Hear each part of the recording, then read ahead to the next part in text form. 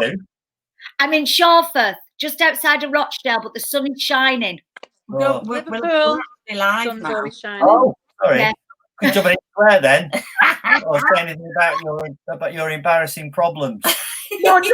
No. Listen, get in on this, the menopause. Have you had the menopause yet? Menopause. Listen, I believe in it. Men have it. I can't go to the beach. They do. Yeah, they do. Yeah. I could hear you in the background having a tinkle on your I'm obsessed with blues. So enjoy yourself. See you later. Bye. Bye. Sorry about that. There you go. That's live Facebook for you. Oh. Lovely to see you both. Thank you so much for coming. Oh, gorgeous to see you. So lovely to see you. And Kev's be thrilled to see you. And lovely to meet you, Claire, because I know we've spoke, but we've never actually met as yet.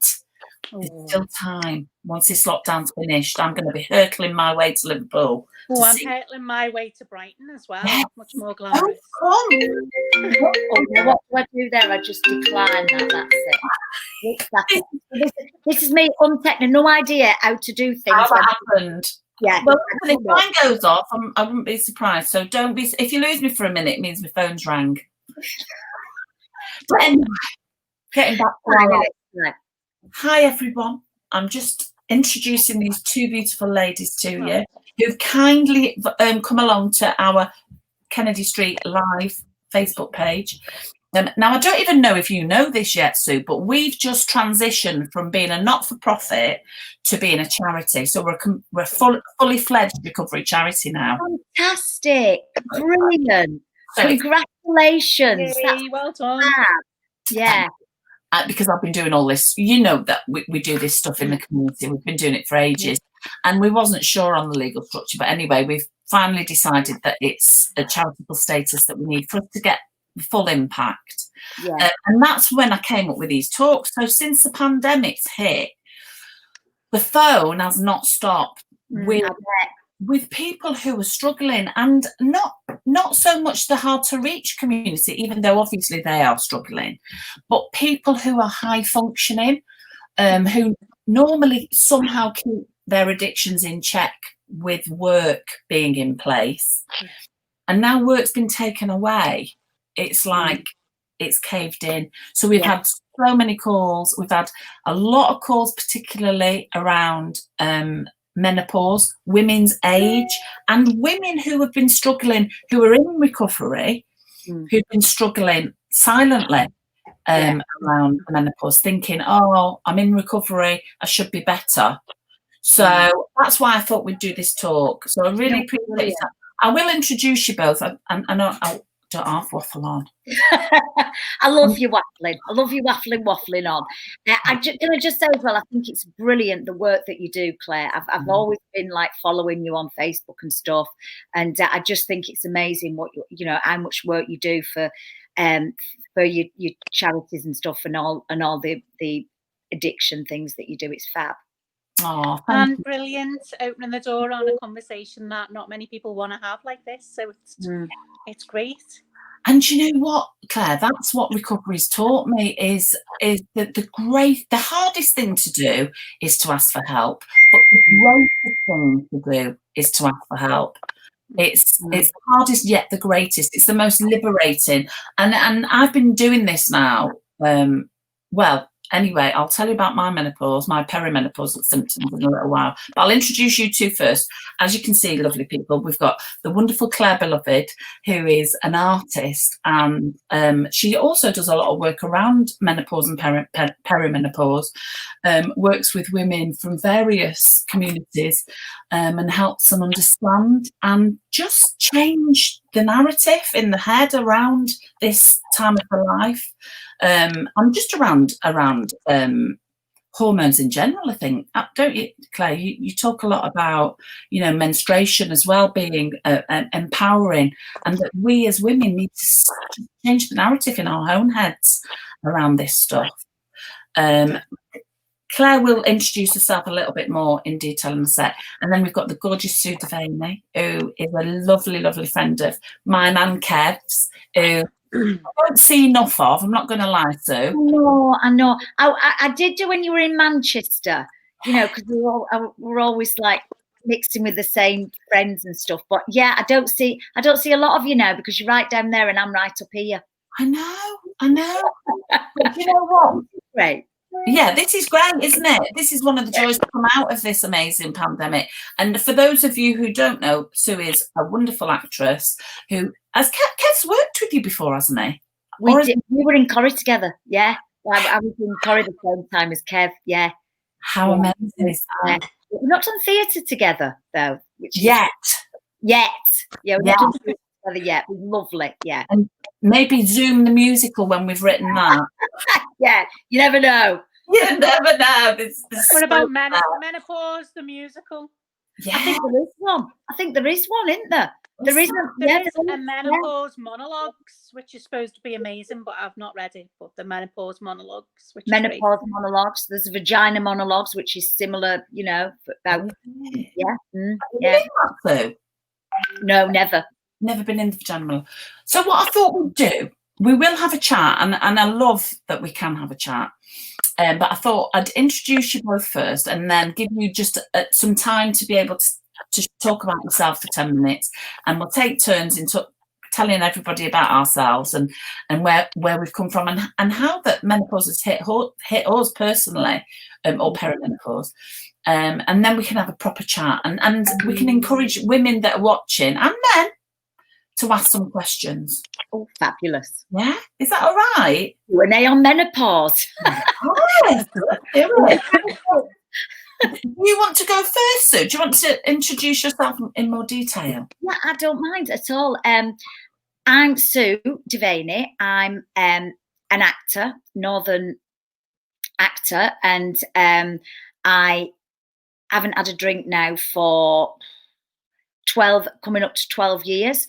And I wanted to put the drink down a long time ago because I struggle with anxiety. I've always had anxiety since being a child, and the drink made it a lot worse. And of course, I was using the drink to mask how, you know, the anxiety and stuff like that. So I couldn't do it on my own because I work in an industry where it's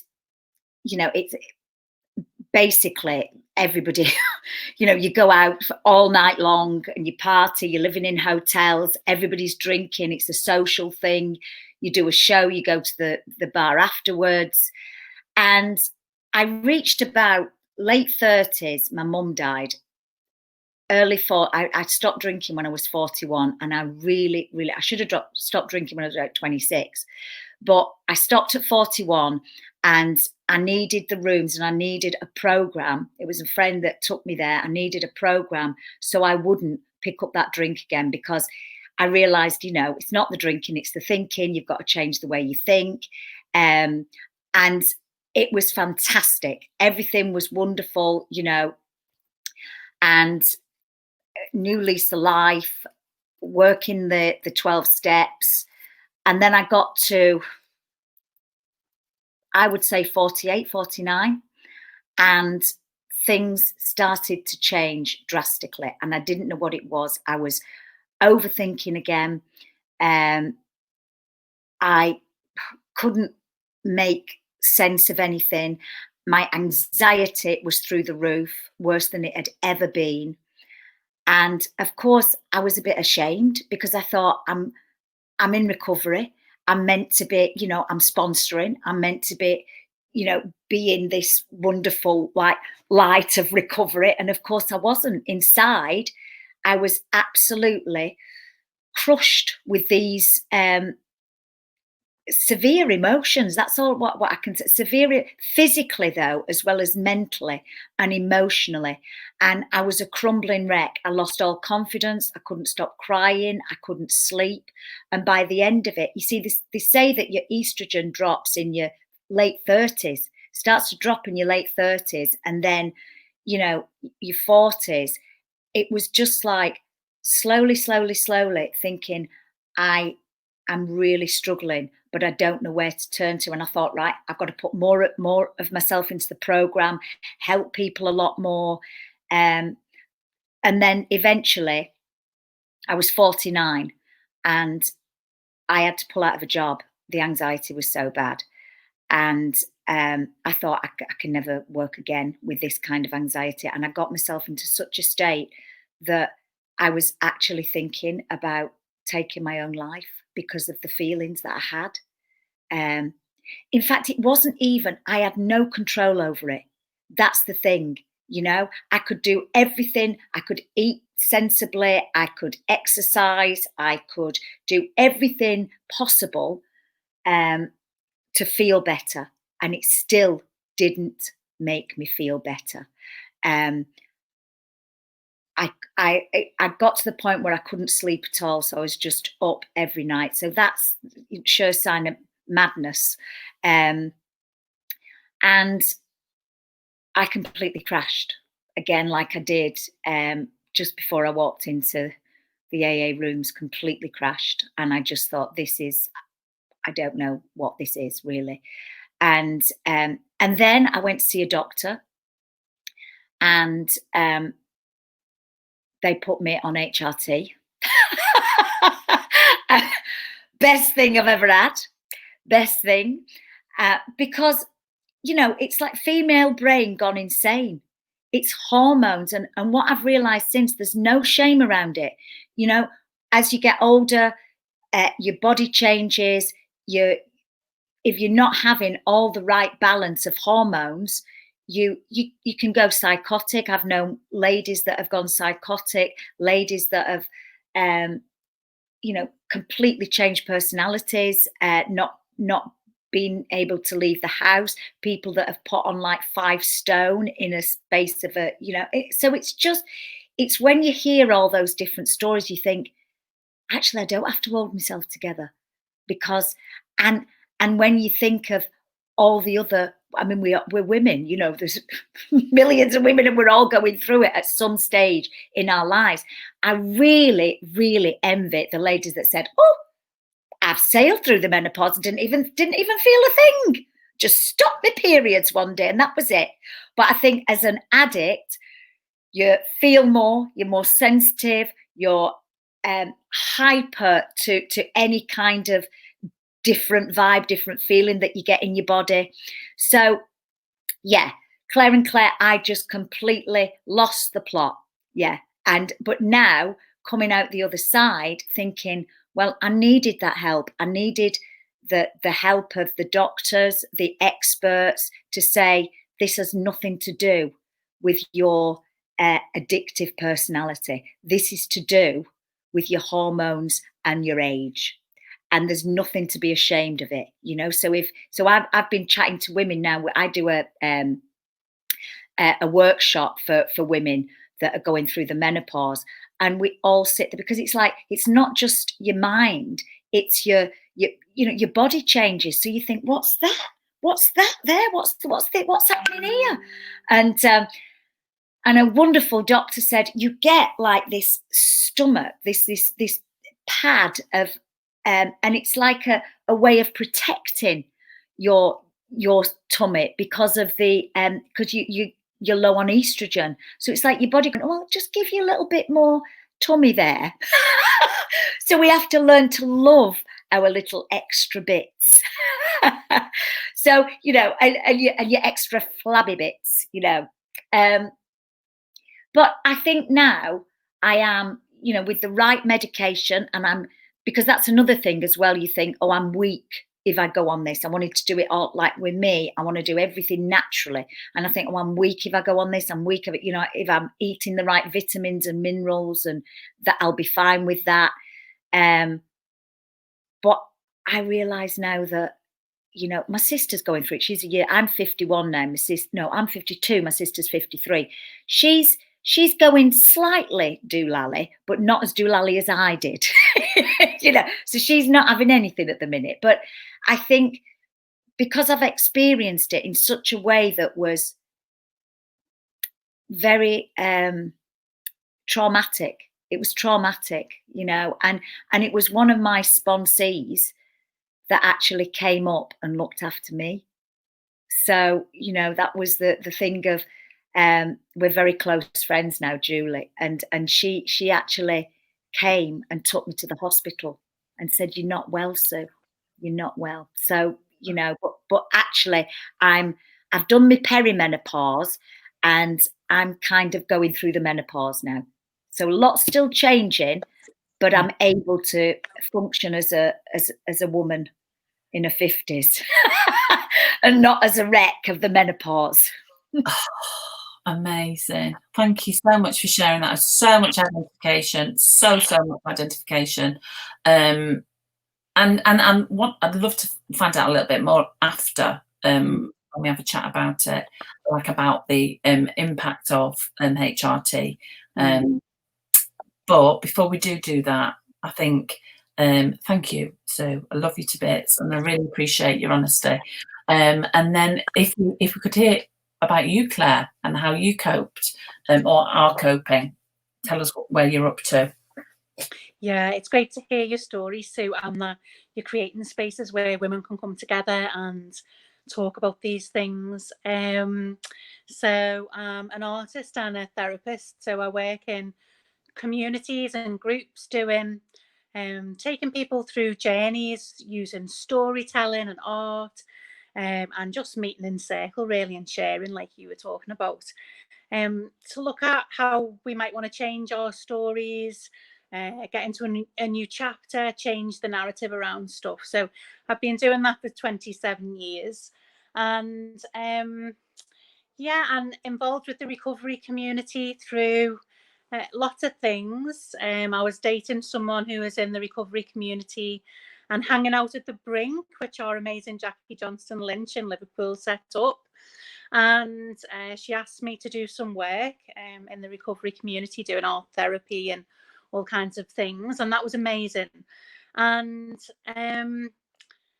through doing that work and being around people in recovery, I realised that I needed to be in recovery myself. And, you know, they were like, "Claire, this work's great. And do you think you'd benefit from being in recovery?" around codependency and relationship shit that I was in.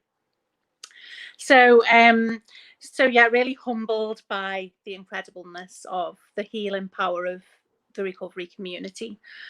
I suppose how I came to the menopause journey and to working with people with menopause is that as an artist, and I don't know whether you experience this yourself, is that I have these like intense cycles where I have this rush of ideas and it all pours out, and I want to do this and create this, and I've got this idea for a book, and then I used to burn myself out through all the energy of that, and then I'd be like lying on the floor and not able to get up for a month. So I wanted some way of working with that creative cycle to balance it all out a bit more. And someone invited me on a workshop with Alexandra Pope, who's an amazing woman who does work around the menstruation cycle and periods and energy. And I didn't really want to talk about periods because it wasn't really, you know, I hadn't grown up with that, and I'm used to like hiding tampons down my sleeve, and, you know, not that I was ashamed of it, but just never talked about it to anyone. So I went on this workshop and I was really blown away by the way she explained, well, this is because your hormones are doing this, and this bit of your cycle is when your energy is flowing. This is when, you know, you're in a more reflective mode, so you haven't got the energy to create, but you can reflect on stuff. And I was just blown away by all this. So I went on to do their apprenticeship for 2 years, the Red School apprenticeship around menstruation cycles and menopause. And it just gave me a whole new view on it, really. And I'm not like, it's all fucking amazing. And sorry, I swear, it's Scouse language. I'll stop. Need a little bleeper for me. It's not that I'm saying it's all magical and amazing and empowering, but understanding my own energy and how it works and how my own hormones work was amazing.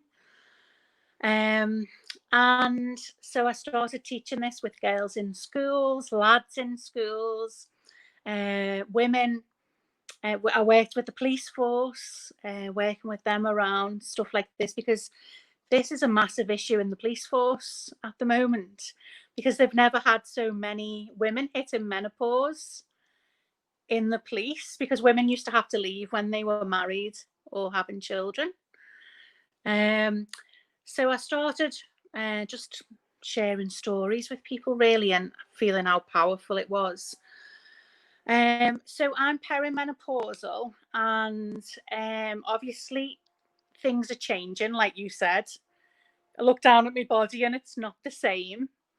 And my emotions can be difficult and intense. But I think because I've met so many amazing women and mentors who've got a different narrative about it, that it's a time of, oh, sorry, somebody's like started drilling outside the house like you do. I hope it's not too much. It's really changed my view on it, whereas I'm feeling, I don't mean excited, because that's a bit naff to say that, and all the menopausal women will be going, you just wait. But I feel like it's a rite of passage. It's something that marks me changing from one time in my life to another chapter. And it's dead important and something to be honoured, and to get as much support as I can around that and not have to walk it alone. So I'm feeling excited about it and getting as much information as I can to support me walking through it. And I think it really helps having really knowledgeable women who've walked the path teaching you this stuff, because my mum just was like, never spoke about it. And other people who spoke about it around me were just about how difficult it was, painful, it's a nightmare. You're losing so much, you know, you will never be the woman you were. And it's just like reclaiming that actually I'm moving into a really powerful phase of my life, and that's something that it might be a difficult path, but I'm excited about as well.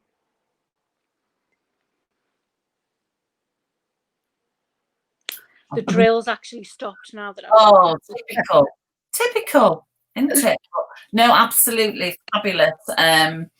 Thank you, Claire. I really identified a lot with that too. And I'm all for changing the narrative around this. I too grew up in a household where I didn't even get told about periods, to be honest. I thought I was dying when I came on my period.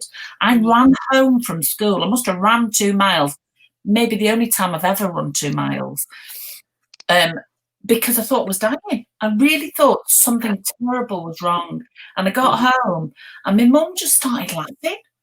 And so I was like, what are you laughing at? And she went, oh, I must have mentioned it. I was like, what are you talking about? You've not mentioned nothing.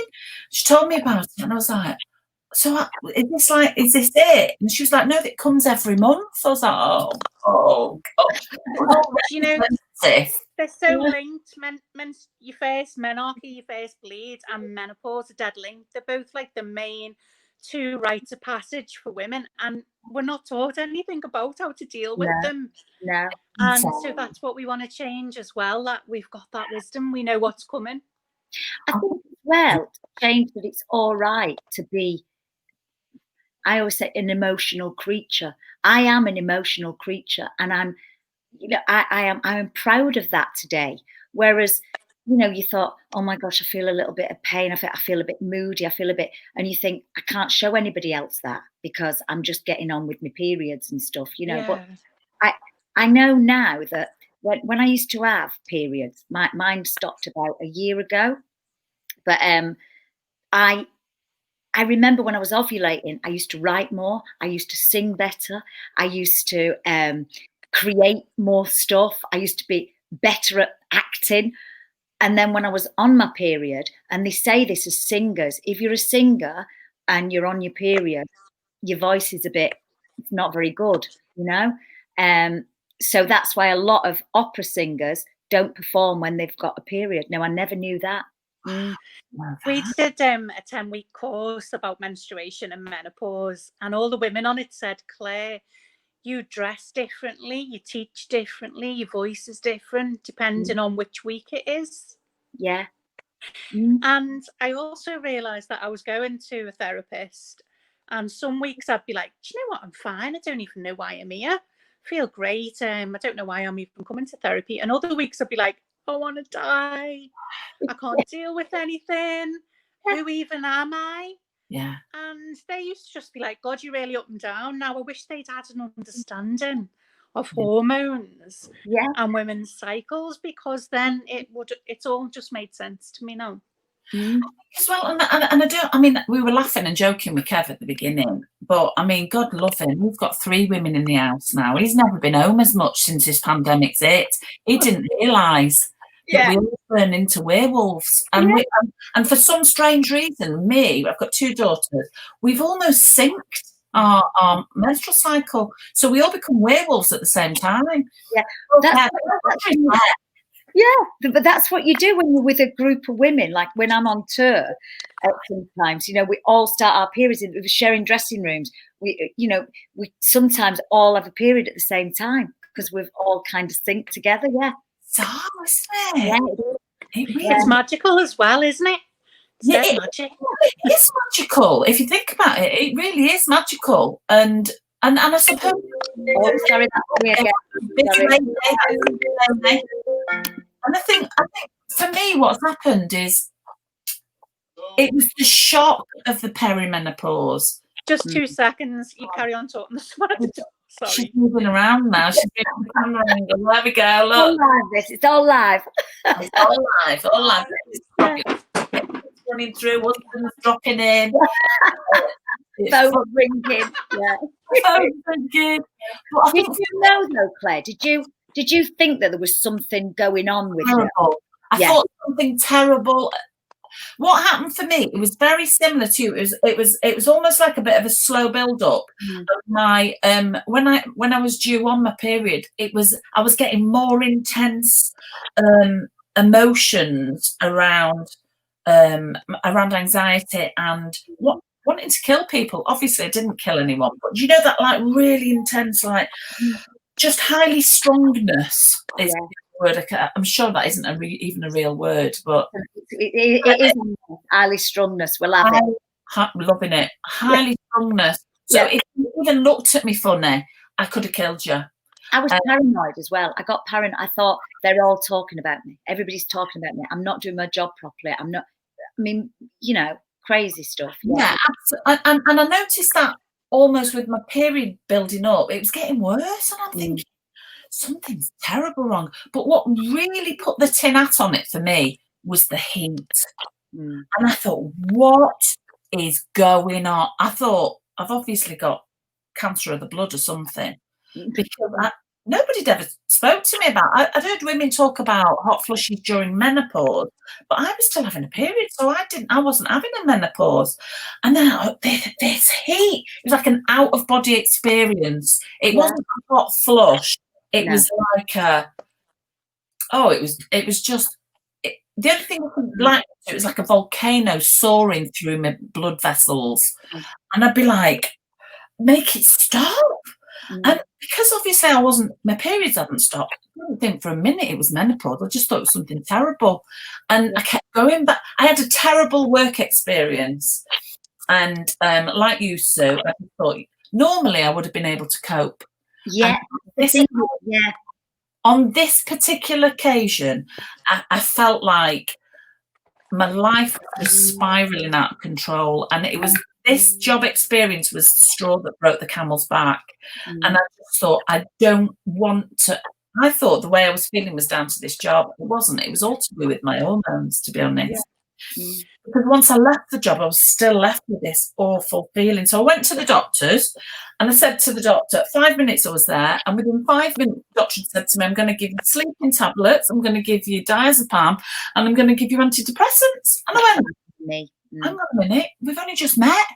I said, and I explained to him, I said, look, I've never been to you about my addictions because I'm 22 years sober. I said, but I've got an addictive personality. I said, and I know me. I said, I know antidepressants are not non-addictive in that way. I said, but diazepam and sleeping tablets, if you give them to me and I get some sort of buzz off them, I'll be popping them like Smarties next week.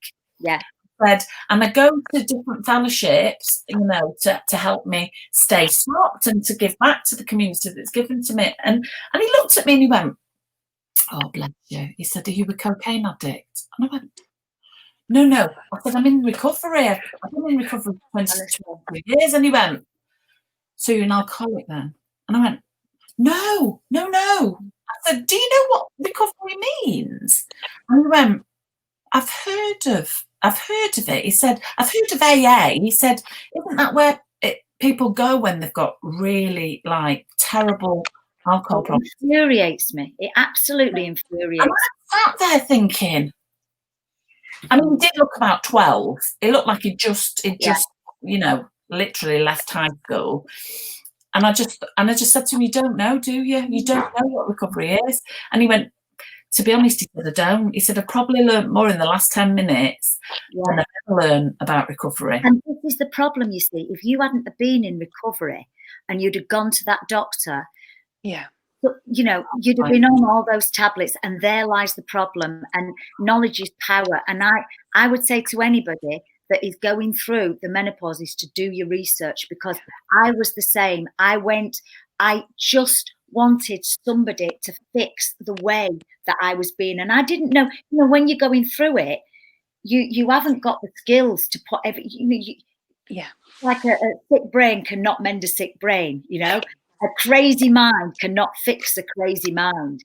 So I remember going to a private doctor who, again, Claire, gave me sleeping tablets, diazepam, what's the other one? The one that people have going on planes. Anyway, it was something really strong. Now, let me tell you now, when I would try, if somebody had said, stand on Rochdale Town steps, and flash your knickers and just, do you know what I mean? And wave your hands up 5 times. I'd have done that. I'd have done that because I would have tried anything. I was so desperate. So let me tell you now, none of that works. You know, sleeping tablets don't work for the menopause because they're not touching on the hormones. You know, if you have trouble sleeping, yes, you know, but not when you're menopausal. So no amount of, you know, sleeping tablets or relaxing drugs will help with that menopause. And also with HRT, I went to a doctor that was very young that didn't understand HRT, and she gave me some tablets because I really wanted to go on bioidentical hormones, which is more natural than HRT, but they don't do them in my area and they're very, very expensive. So I wanted to find out the best HRT to go on. Anyway, she put me on one. I came out in a rash all over. So I went back to her and she said, you're allergic. You can't go on anything. And I literally, it was that tears rolling down. I said, well, I can't live like this. You know, literally, I couldn't stop crying. And so I went to see again a specialist, and I'm on the best. You know, for me, I worked out what would be the best HRT for me. So again, I think we have to do our research, and we have to not take the advice of the first person that we see, because inevitably that might be wrong. You know. Yeah, no, that's what I was going to ask you. Actually, was your experience around HRT? Because I did the same. I saw a nurse by accident. I think I was thinking to get me blood pressure checked or get me asthma checked or something, and I was sat there like that, and I was like, and she said, you put on some weight. So I said, I know. I said, I'm totally depressed about it. I said, it's not that I'm eating more. I said, it's just coming on. You know, I've never really struggled. I've always exercised. I've always eaten well. I've cooked fresh. And she said, are you perimenopausal? And I was like, no, I'm still having my periods. I said, what's perimenopausal? And she explained. She went, oh, it means that you're almost at the menopause. She said, do you know about perimenopause? I was like, I've never even heard the word. What are you talking about? Perimenopause? And she said, And she explained to me, and honest God, it was like somebody just, you know, like a revelation. Yeah. Said, tell me some of the symptoms around, obviously, you put on weight. She said, what are some of your other symptoms? And I told her, and she said, yeah. She said, you sound like you're perimenopause. She said, there's no. I said, but the doctor's taken like 6 blood tests and says that I'm not. She went, there isn't actually a blood test you can take. She said, unless you went to a specialist who tested your blood 4 times throughout the same day. Yeah. And I was like, so all that blood I've been parting with? She went, no. She said, the only thing you can do is do your research. She said, find out what's going to work for you. Yeah. And she said, try these hormone patches. Well, I was sweating that much. The boogers kept rolling off. Yes. And then I'd look an hour later and they'd be like rolling off like an old fat butt. Oh my God, what about the dripping though? I just didn't have the hot sweats. What I did is I woke up. I mean, one of my best mates, Joe in Colchester, right? We've been mates for years and he's my gay best friend. And when we're together, we're getting the same bed, you know, if we're staying in hotels and that. He said, I can't sleep with you anymore, so I can't. It's like, I'm wet through. And literally I was dripping, you know, and I woke up and it was like I'd had a shower. It was, I could wring my clothes out. What's that? Yeah. And that's the bit that really I couldn't live with. That was the bit that was doing my head in. Yeah. Honestly. What were you doing? When you think there's so many women just going through all this and not knowing what the hell's happening to them and just feeling panicky and scared. And there's so many wise women out there who've got all the knowledge and could explain to them what's happening. Well, that's, you know, on an emotional, spiritual, psychological way. But I do think it's more in the open now and people are beginning to have conversations about it and reclaiming it, really. And also, Claire, it's the thing with me, though, I think that when,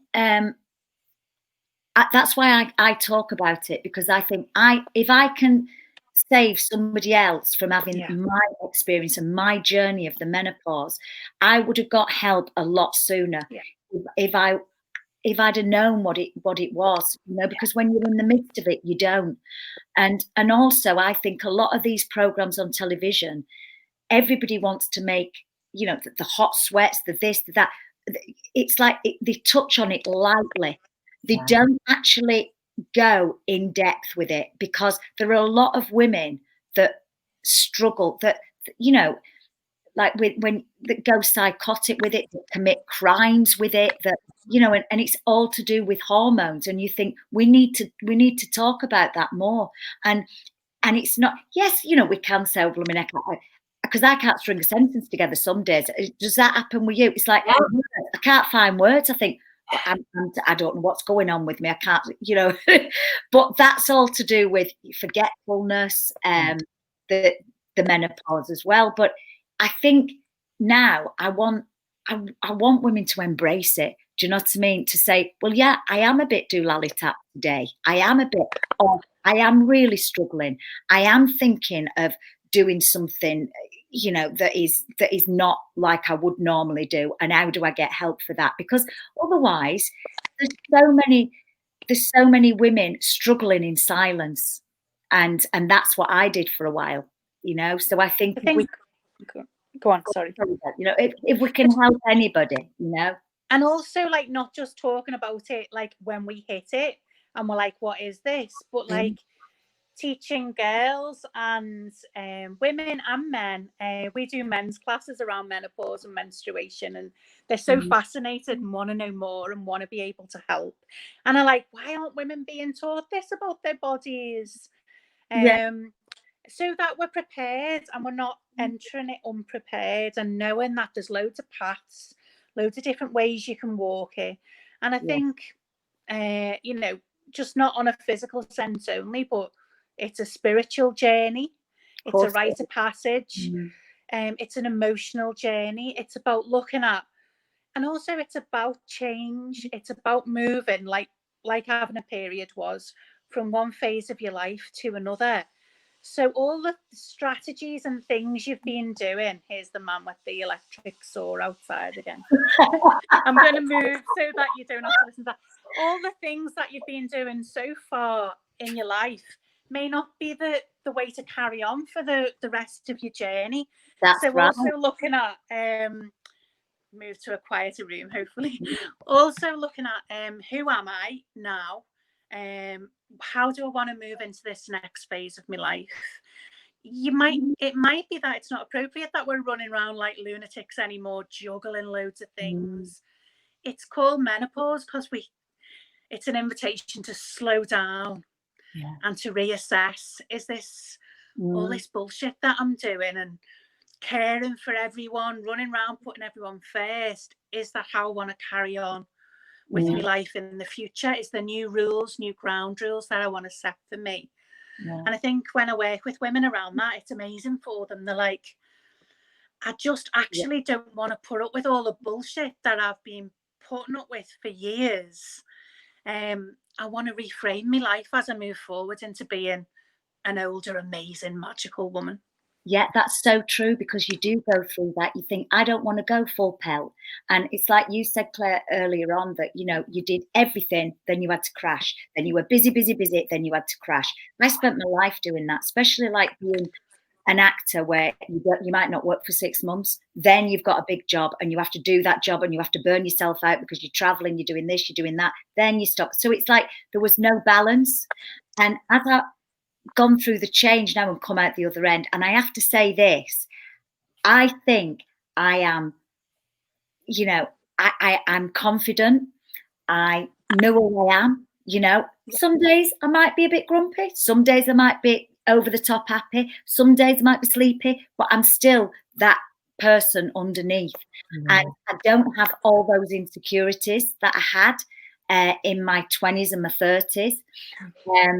So it is that thing of finding what you want now, you know, and I've never had children, but it's that thing of going through that, you know, looking after everybody else, helping everybody else out, being there for everybody else. Okay, so what, you know, put your own gas mask on first kind of thing now. It's your time. And that's, I think sometimes with it, when the menopause is about that, because you question a lot of things, don't you? And maybe not, you haven't got all those hormones flooding you, which enable you to deal with all the bullshit so well, you know, and able to like carry everyone's stuff. Those hormones decrease, so your ability to deal with everyone else's bullshit also goes. So that's often why women are like, raw, I'm not dealing with this anymore. You know, I don't even want to be in this relationship or this work, you know, because they suddenly can't hide or put a mask on anymore. That's it. And you do, and you think, I just want to be myself. And if myself ain't good enough, then for you, that's fine. I'll walk away. You know, it's like not pretending to be out that you're not. And in some professions, you do, you put your armor on, you go outside, you do your job, and you come back home. And, you know, I think that the menopause, and actually, you know, we have to be at home now. And it's like, well, who am I? Who am I without all these external things that I haven't got anymore? And it's a really like, you know, coming home to self, isn't it? And I think the menopause is coming home to self. It's like, I just have to be me. And it's almost like, oh, thank goodness for that. Thank goodness. And it's women sharing that story, isn't it? And saying on the other side, you know, you're on almost a vision quest. And when you get to the other side, you know, there's you waiting for you on your terms. If you can, if you've got some wise guides who can help you see it like that. Alexandra Pope always says there's nothing as more dangerous than empowered postmenopausal women. You know, I really don't feel disempowered by it all. I feel now I've got over myself and I realise what's happening. I'm informed and I'm embracing it. And I think, you know, one of the most liberating things for me is asking for help. It's sometimes hard, but you know what? It's so freeing. And, you know, I might have got Kevin might call it bossier. I call it clearer. Yeah. Well, you know what you want as well. For you think, I don't want to do that. I don't want to do that. And it's like you think, I never liked discos. I never liked standing in packed bars, and and What you're drunk. I don't want to do it. Don't want to do it anymore. And it's all right going, are you coming out soon? No, I'm not. Don't want to. Unless I'm going to go and have a nice sit down and a cup of tea and a chat and a big cosy sofa somewhere. That's what I like. Yeah, that's what I like. Yeah. I just come round and we'll sit on my sofa. We'll have a proper chat. Yeah. But also, it's that thing of, I've always liked this. I've never liked things that I've done because to please everybody else. And You've just been able to put up with them because we've had all these hormones allowing us to be carers. Yeah. And those hormones flooded us so that we could be mothers or carers or do our jobs. But now we don't need them because we're just doing what we want to do. Yeah, absolutely. I have to say, though, when I first heard menopause, I thought it was a pause from men or pause. And Maybe it is. Yeah, but have a pause from the men, because that's another thing as well. Your sex drive goes whoosh. I mean, some ladies don't feel like that, but some do. Sex drive goes up. I didn't get that memo. I've got that now. Some women's sex drives go right up. I've got some friends who've got rid of the old husband, and they've gone on Tinder and they've become these sex sirens. I think actually some of them are hurtling towards sex addiction, to be honest. Send them there. Yeah. That's the thing, isn't it? We can't just say that people experience the menopause in one way or the other, because everyone's story is different and everyone needs something different. And that's why spaces where we can just share our story are so powerful, because we can't be generic about it and go, this is the remedy, HRT is the remedy, or counselling is the remedy, or this spiritual path. I've got to be honest, and I tried those patches. They didn't work. I tried some other tablets. I went to see a specialist. This lady cost a fortune. She gave me another load of hormone tablets. We've got loads of comments, by the way. Loads of lovely ladies commenting. I'll mention a few in a minute. And she gave me gel, and she gave me. They didn't really work, to be honest. So I'm still in the process of finding something that fits. I definitely need something. Meditation has helped. I used to meditate before, because part of being in recovery, I've learned about prayer and meditation. And for me, not going to lie, I've at it up. I mean, I don't even know why I say I'm not going to lie, because it's really helped my prayer and meditation time. So I do a lot more quiet time. Yeah. I do a lot more listening. So the way I look at meditation is about listening, and my praying is handing it over. So I do a lot more praying. I do a lot more spiritual discovery stuff, because for me that's what keeps this quiet for a little bit of time. Yeah. Because this goes 100 miles an hour. If you think about it's like a second phase period. It's like they call it the second spring coming out of menopause, because it's like when you were young and you don't quite know who you are and you just start bleeding, and it's who am I, who shall I be, what identity shall I move forward with as a teenager. It's almost like that going through menopause for women, like, who am I now when I come out of this? So it's like you're in a bit of a cocoon. So I think that's why women need a lot of alone time, because we're in all this ooze of being in the cocoon and transforming. And it's hard to be witnessed in that. And it's hard to be in patriarchal, capitalist jobs and ways of thinking while you're going through all that transformation. So that's why I think we take ourselves away a little bit when we can.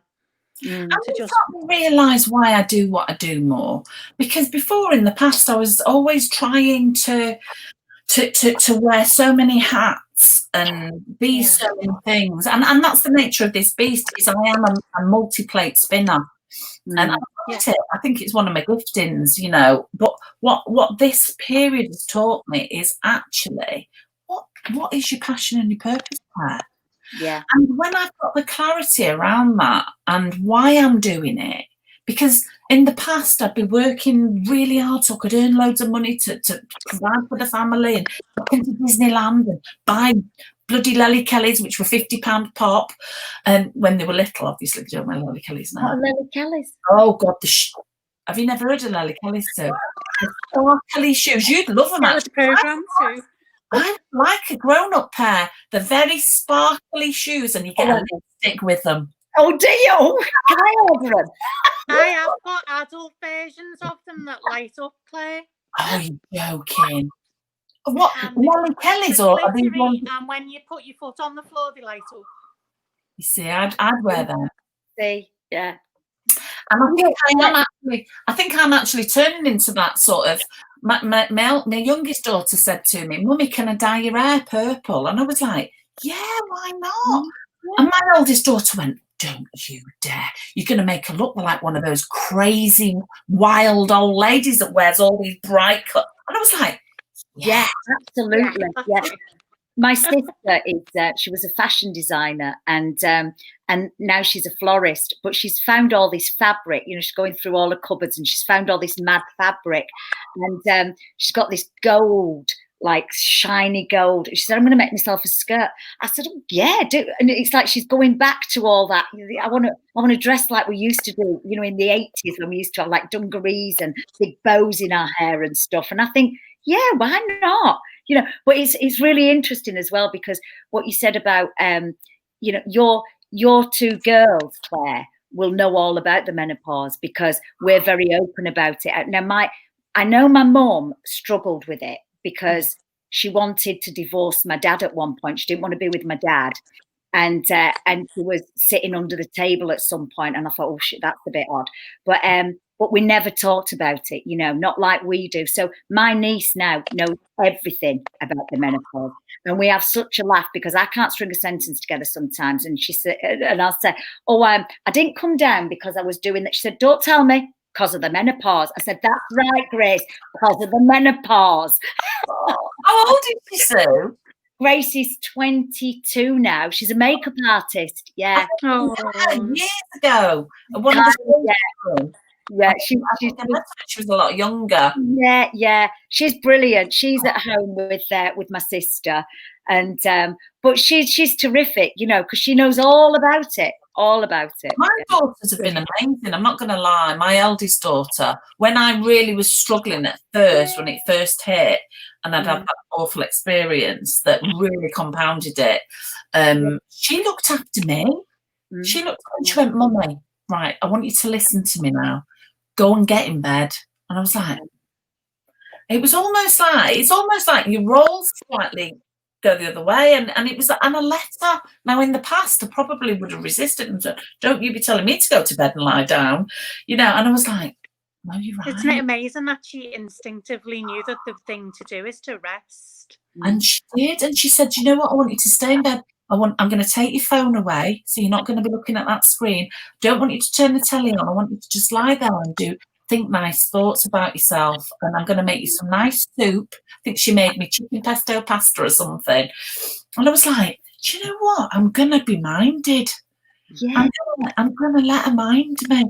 Yeah, and I think it's when it comes like in a peak, really, because you think, I feel weird, and I suppose it's like the depletion of your hormones and stuff, and then you get to the point where it's like, you know, when you first you have that surge of hormones when you're 11, 12, and you start. Yeah, I mean, I started my periods quite young when I was 11, and it was like, you know, and you throw yourself on bed, wouldn't you? If a boy had chucked you or looked at you, you go.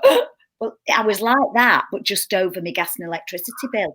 I can't. I know what I'm gonna do. And literally, I mean, this is the funny side of it. I had my two gay best friends living with me. My friend she is one of my sponsees, but she's also become my best friend. She was sorting all my office work out, couldn't manage anything. Nick was doing all my laundry.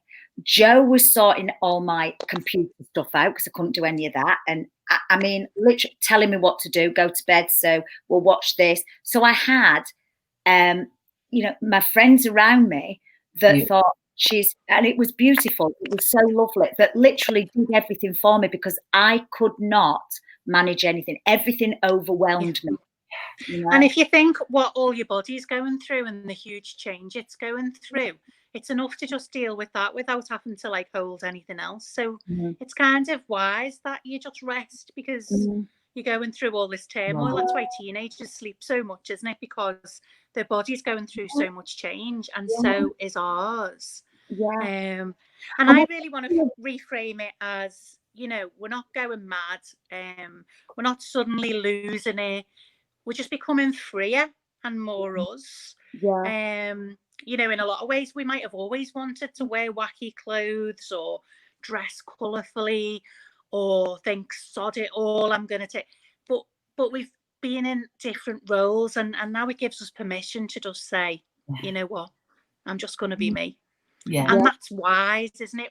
Rather than mad, that's just us being our wisest we've ever been. More of this. This is, I mean, I know you guys are doing it, and you know, I run workshops, and but we need more opportunities to come together. So I'm involved with my church in Brighton, and one of the things that we do at our church is we run Safe Haven for Women, which is all about, you know, we invite people from every community to come, but what we do, what it's really about, it's about coming together as women and learning to be women and be connected, and to be able to be intimate with one another, like hold one another's hands.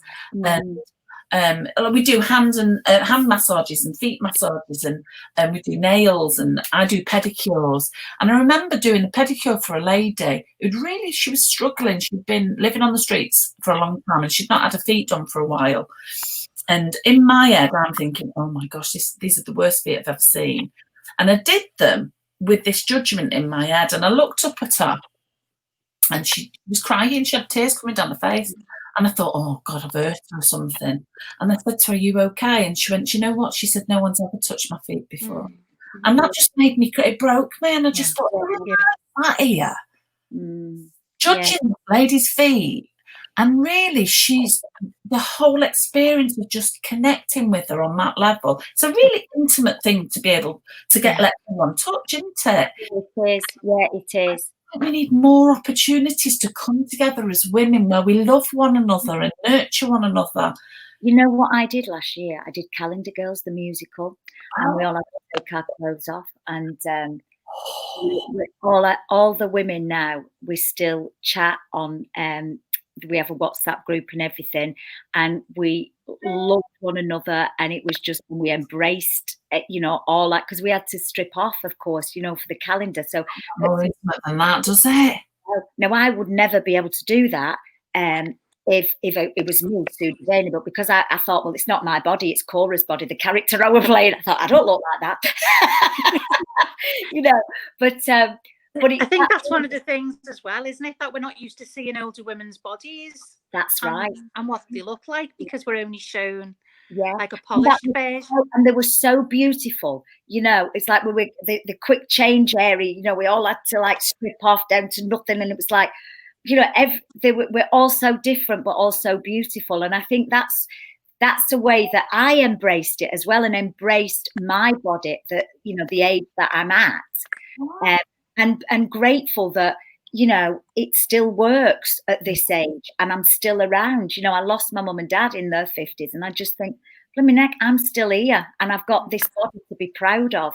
And, you know, there are, because when I was first going through perimenopause, I found lumps in my boobs and stuff, and I didn't know what they were. One lady here is talking about this. I don't know if you read that.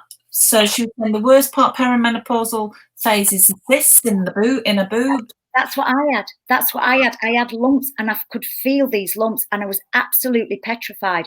And I went, and they went, no, are you perimenopause? I said, yeah. She said, that's why. And you get like little cysts under. Now I've got like little fat deposits under my skin that have started since the menopause. And I was really worried about them. I thought, is it the HRT that I'm on? And I went to see this wonderful woman, and she said, no, she said, that's just an age thing. So it's your body changing. It's, you know, and it's just an age thing. it's age. I'm really sorry. She said, I've had lumps checked for cancer, but thankfully it wasn't, and that's twice. And I'm the same. I've started finding lumps in my boobs, and obviously terrifying experience, you know, to go through. But you know, always get anything checked, I say. Definitely. Yeah. Thankfully, mine turned out to be okay, and they were just cysts. Yeah, that's what my. So again, that's because of the hormones changing, isn't it? It's you know, that's why they call it the change, isn't it? That's why they call it the change. But and I think so much in the press, or if you know you've got women stars on telly talking about stuff, a lot of it can be about one, how terrible it is, which is okay, but also we want the other experiences about how powerful it can be to come out the other side, but also about how we can keep our youthful looks, keep things the same, you know. Oh, how can we stop our skin going this, or things sagging, or here's a menopause cream so our face doesn't look this. And I think, you know, part of the journey is about accepting some of the change, celebrating it, and you know, I can't wait for my hair to go grey. You know, look at mine. I'm like that. glimpse of my room.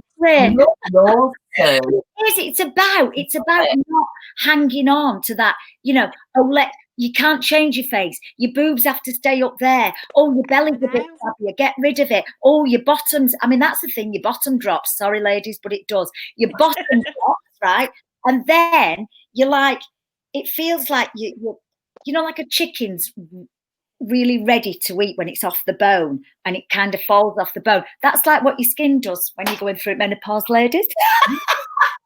It's kind of, oh, I'm just coming off the bone a little bit. And you have to learn to love it. Learn to love it. But I tell you what is good. The way that you think is clearer. Do you know what I mean? It's like you go, oh, I'm sorted now. But it's ironic that your body's not, but you think, oh, I'm right, sorted now. And I think sometimes, you know, your eyesight goes, of course, as you get older. I know, and your ear, you know, your hearing goes.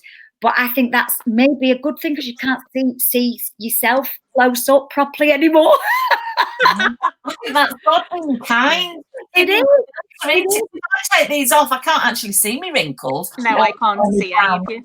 Or anything like that. And that's another thing at 48. I thought, I woke up one morning and literally, I got my book.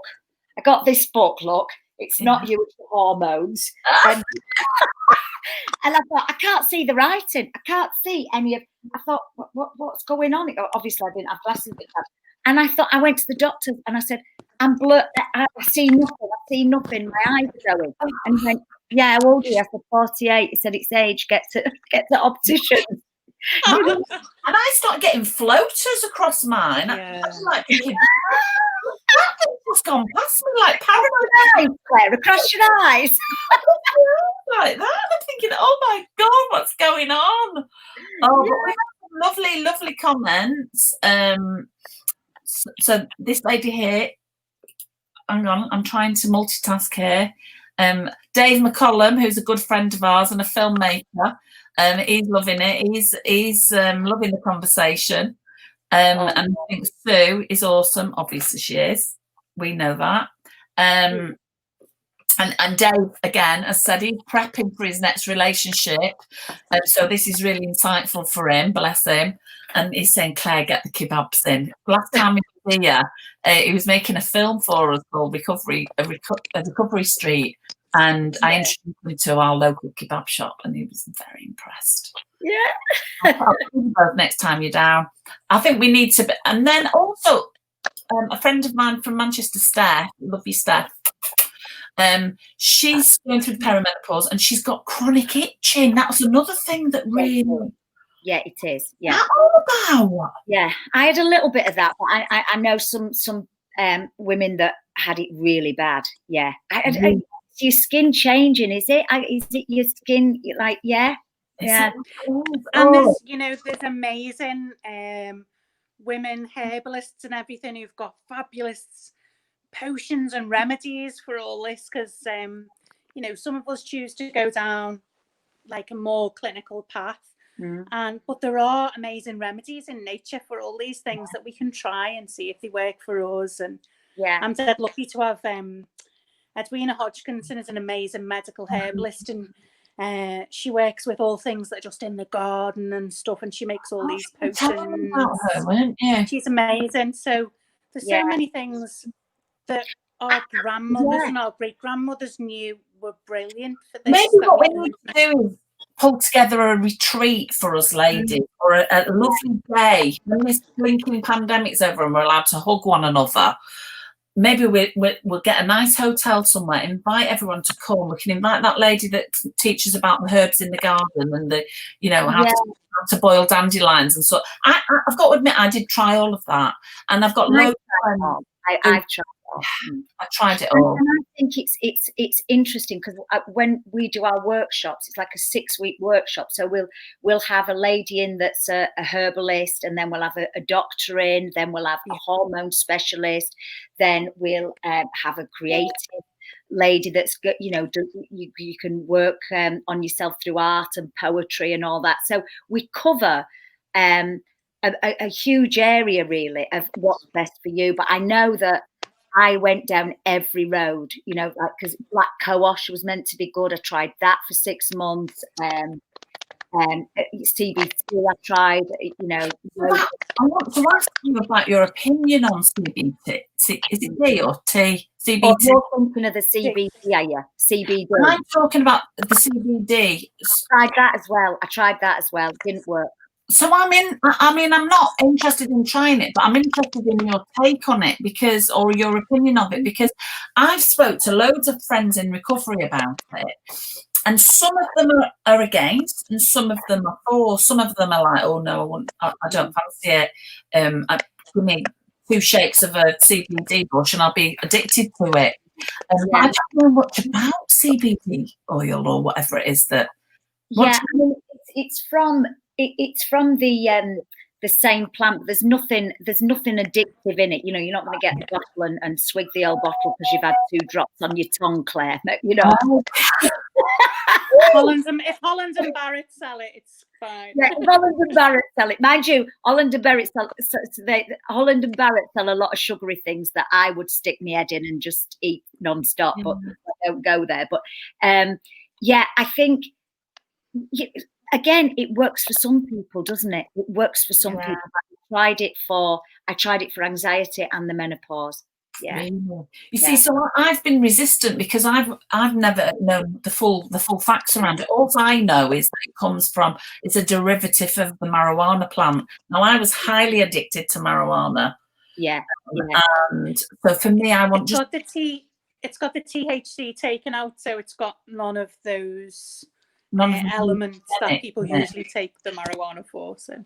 Really? You see, I just worry in case I started to feel something from it. And I would be the type of person with my type of personality that if I got any sort of like from it, I'd be thinking, oh, maybe I should have 6 of those drops next time. Yeah, I totally get it. And if you you know, I'm like that about like anything sugary, but I think it didn't even touch the sides for me. Nothing happened. Do you know what I mean? Nothing happened. It might as well have been, you know, having a drop of water.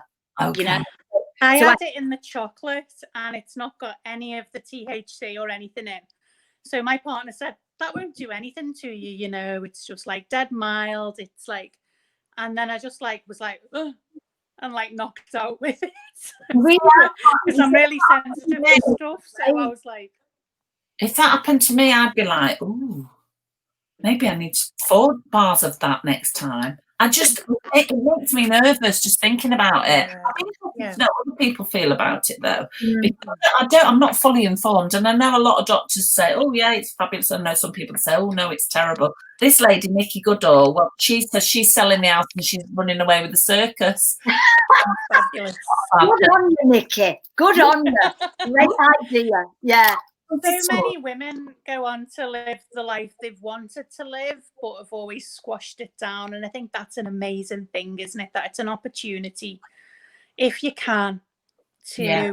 pursue things that you've never done because you were too busy looking after everyone else. Yeah, my friend got rid of her husband. All the kids had grown up to that age, and she'd just gone, you know what? Not really happy with him. He's not, you know, I put up with him for all these years because of the kids. Yeah. And she got herself a toy boy. She got herself a 25-year. She was like 50, and she got herself a 25-year-old boyfriend.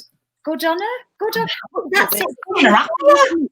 It's like, I think for a lot of us, it's like you have to say, am I living the right life here, or have I been on the wrong path for so long? Yeah.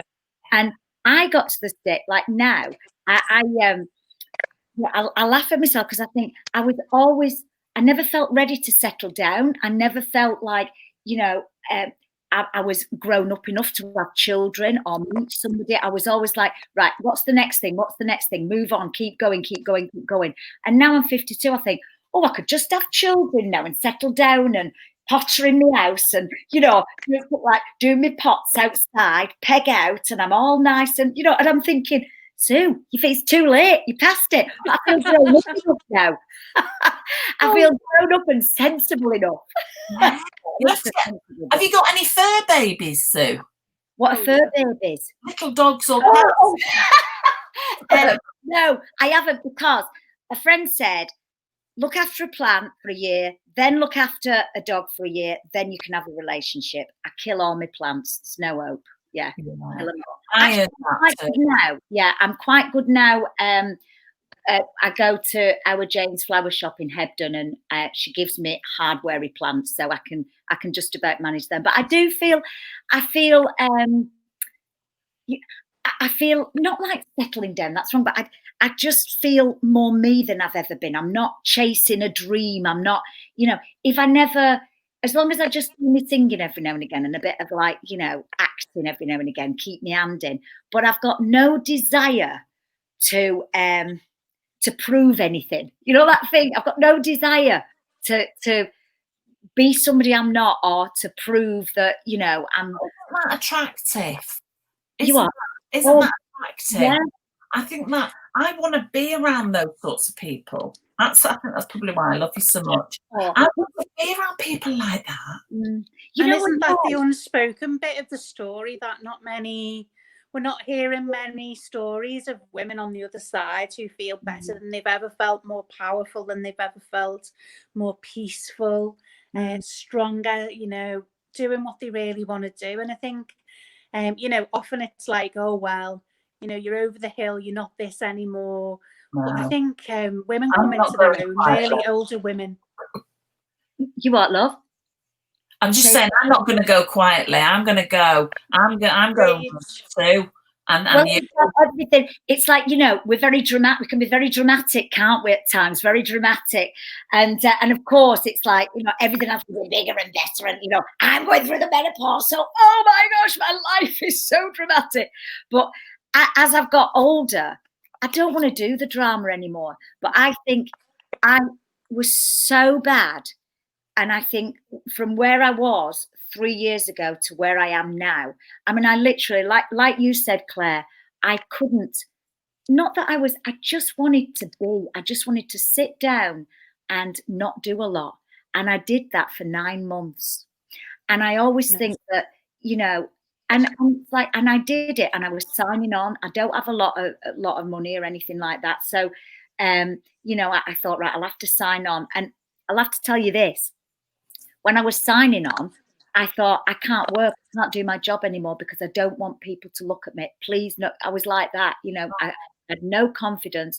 And I said to this lovely man in Rottenstall Job Centre, Bernie, I said, no, listen, Bernie, I said, how did you get your job tapping on them buttons that you've got in front of? I said, because I could do that job. How did you get your job? And he must have thought, this woman is mental. But it was lovely with me. It was so lovely. I signed on for 9 months, and then a director called David Thacker rang me from Bolton Octagon. He said, Sue, he said, will you come and do this play? And I thought, oh, yeah, I feel a bit ready for work now. So I went into Bernie. I said, Bernie, I'm going back to doing what I love doing. He said, good, I'm glad. He said, because I could never have imagined you pressing these buttons. Oh. If I ever, if I ever have to, you know, do a speech or anything like that, I will thank Bernie from the. Well, I'm doing it now. I will thank Bernie from the bottom of my heart from that job because he was so lovely to me. Yeah. Isn't that beautiful? Absolutely. But again, yeah, and again now, it's like, you know, I had to have that time out. So it's coming from that very, very dark place of perimenopause. Like you said, Claire, in bed and stuff, from that very dark, thinking that my life will never, ever improve. And I'm doing all the right things, but I still feel like this, to coming out the other side. And I know, you know, the women that I talk to have come from, are on every level of it, in every, you know, aspect of it. And I think it's good to know, because I see women of 60 and 70 that are just blooming. You know, my mum is 86, and she said that every decade she felt a little bit freer and less needing to wear a mask and just able to be more herself. Now she says, I can say anything I want because I'm 86, and we go, but I think I know it's a bit cliched, but it is like that butterfly in a cocoon thing. And so you've just like told that story perfectly about, you know, it is dark, but we're going through a transformation and we're going to come out amazing, hopefully, and who we're meant to be. So there's loads of hope. There is, yeah. There is. And if we were going to, because obviously I could speak to you two all day, literally, and I think these lovely ladies that are on our comments, they could stay with us literally all day too, but I'll let you go and get your lunch. If we're going to leave these beautiful ladies and ourselves with one message of hope, what would you leave them with? What would you say? Because that's what it's about, isn't it? It's about, you know, inspiring one another. That's what I believe. I believe the reason why I do what I do is so I can help people see that change is possible. Sometimes we have to do some digging, but do you know what? Everything's possible. You know. I think I would say sit with yourself. Sit with yourself and go into yourself. And it's all right. It's all right to, you know, if you feel like you want to be something or be somewhere different, you know, sit with yourself, and you are able to do whatever you want. And if you can't do anything for this moment in time because you are, you know, struggling, then that's fine too. I think it's just, you know, it's just to be and to go through these different experiences, but be very gentle with yourself and kind to yourself, because I'm a person that is so hard on myself and think that, you know, it's my fault, everything is my fault, the way I think like this, the way I am. And especially if you're in recovery from any form of addiction and perimenopausal or going through the menopause, it is nothing to do with you taking 20 steps back. And that's what I, you know, and that's from my experience, because I thought I am doing all the right things and still feeling like this. What is it? It's nothing to do with your addiction recovery. It's to do with hormones. And so be very kind with yourself, and also be true to yourself. And we don't have to be all things to all people. Yeah, absolutely. Love yourself. Love yourself. Yeah, be yourself. I think I'd say that, you know, many of us had a difficult first periods, and that first rite of passage for us was difficult and we didn't have much info, but we don't have to experience this rite of passage like that. We don't have to do it alone. There's loads of support out there. There's loads of amazing, wise women who will hold your hands and go through it with you and offer you support. And also that we're powerful. We're really powerful, and we can come out of this and be forces to be reckoned with. And just as you've just said, Sue, to just enjoy just being yourself and speaking your truth on the other side of it. And I've got my little, I made a little mug. I don't know whether you can see it, but it says, "Make way, menopausal queen of no bullshit." I'm doing a little cheers to you all with the mug. Get one of that. Yeah. It's so true. And I'd say the same as you two ladies. I'd say everything that you've said. And I would say, no, it's okay to reach out and find your tribe. I think this is an opportunity to find kindred spirits who you can get alongside and love, and they can love you. And, you know, it might not be your immediate family, it might be, you know, people in your recovering community, it might be people in your wider community. Find your people and know that it's okay to ask for help. Yeah, absolutely. Yeah. It's okay not to be okay. It is. Yes, And go inside and just, you know, it's that's what I've learned so much, that you can't go 100% full on every day, every year, you know, of your life. You just can't. So it's that thing of just going, spending time by yourself. This is your time, isn't it? This is your time that you might never have had. Yeah, absolutely. And it's, you know, I travel a lot. I love traveling, and when I go to places where, you know, like trekking and stuff like that, and I love the Himalayas, and when you see all these like ladies sat outside the houses, and you know, which are just like bricks and mud, and they're looking at the children playing. I think they're human beings. They're not human doings. They're human beings. They're just being. And I think that's where I look and I see them laughing, playing, chatting. I think sometimes in our Western society, we do too much. Yeah. We try and achieve too much, you know, instead of just being. And spending time with friends, you know. And I think that's come out. I mean, what my experience of this pandemic is just that. You know, I've spent more. I mean, never been busier, to be honest, because this pandemic has brought about a lot of problems with addiction issues, and that's one of the main reasons why I'm glad we've registered now as a charity. We've been able to set the helpline. We've been able to really offer support to people to connect them with the recovering communities. And because there's a lot of people out there struggling, you know. Or it's also given me a time to just be with my family, spend time with Kev, even though he's driving me insane. I've not killed him yet. I'm getting used to him being around a bit more now. I'm like saying Sue earlier, I'm not used to him being here. That's it. So it's like, it's adapted, isn't it? Yeah. He's everywhere. Eats all the time. Yeah. It's like, what do you do? I'm just learning. We're very different, aren't we? You see, because I've got a lot of theatrical friends.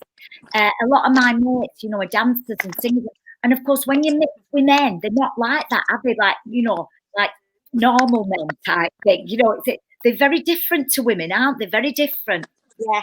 Very different. It takes me a good month to get used to him being around, and then he's usually off again. So it's like he's loving it. Away. I know. It's so lovely to see you both. Thank you. I would love to do this more often.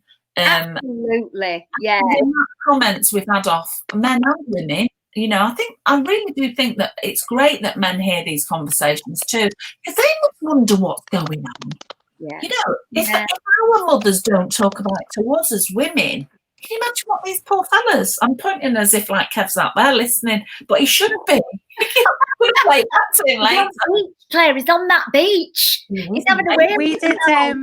We did a workshop for men and lads, and so many of them were just crying on the workshop, saying they'd never understood what their mum was going through. They thought it was their fault. They thought she was going mad, and now they've got an understanding. They wish they could go back and support her more. So I think men are our allies and can be our allies in this, and that they need the information too. Yeah. And I think men struggle as well at a certain age, because they think, oh, is this my life now? You know, they might not have the hot, but don't the testosterone drop? Something happens, doesn't it? It's like, you know, they might not have the raging hormones, but something happens. That's why they like to buy flash cars, and they like to, you know, start having other relationships to go, oh, I'm still here, I'm still a man, I've still got this, you know. This it must be like they call it a midlife crisis. Yeah. It must be something to do with hormones. I'd be dead interested to speak to a doctor and find out if that. I do think men go through it for sure, absolutely sure. But sorry, boys, it's part of aging, isn't it? As well, it's part of aging, and we don't really talk about aging or honour it in our society.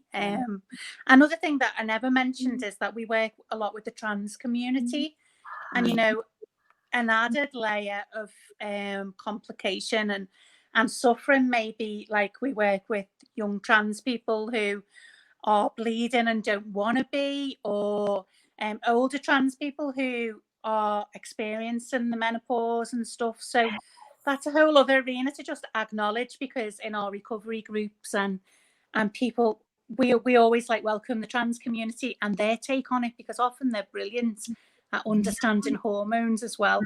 So we had some trans women in our menstruation group because they were just fascinated, and they said, well, I understand that because I understand hormones and what they do. So they like educated us in what hormones do to change you. So, you know, just to open that up even further and say that, you know, we really welcome anyone talking about the changes going on in their lives and telling their story.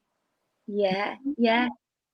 Well, I mean, like, I think, you know, let's put it out there to the universe. If more people want more information, you get in touch and we can plan something amazing. And I just think the more power to us, the more education we get, and the more informed we get, and the more we can explore our own journeys then. But thank you so much for being here, ladies. Thanks, Claire. And thank you, James, who's helped us with our production side, one of our wonderful volunteers from some films. Thank you so much, and thank you both. Love you both so much, and I really look forward to maybe let's plan another one. Maybe we can talk about menopause and menopause. Pause on men. Oh, loads of love to you both. Loads of love, ladies. Claire. Bye, Claire. Lovely to see you both. God bless. Bye. Bye.